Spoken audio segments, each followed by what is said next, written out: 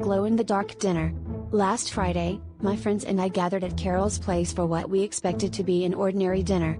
Carol, ever the enthusiastic hostess, had promised us a culinary journey through her latest cookbook find, Spices of the World. As we walked in, the kitchen was already bustling, with the comforting aroma of simmering sauces and sizzling meats wafting through the air. Everything seemed perfectly normal, except for the peculiar, faint shimmering coming from the corner of the kitchen where her son's chemistry set was set up.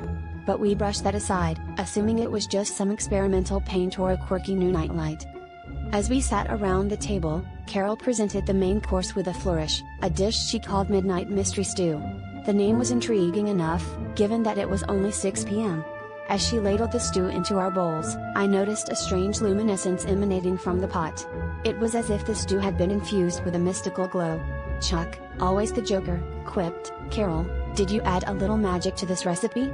Carol laughed it off, explaining she had tried some new spices and hoped we wouldn't mind a little experimentation. As we dug in, the flavor was unusual.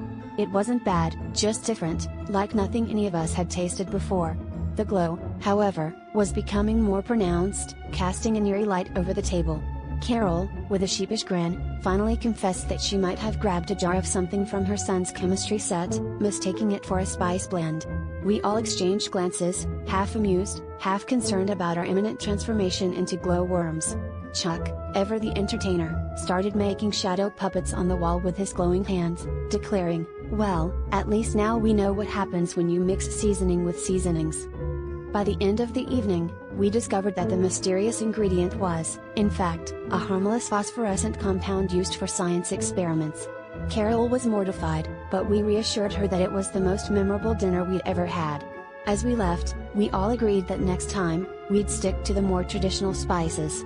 And as Chuck put it, from now on, Carol, let's leave the chemistry to the classroom. I prefer my food not to be lit like a disco ball.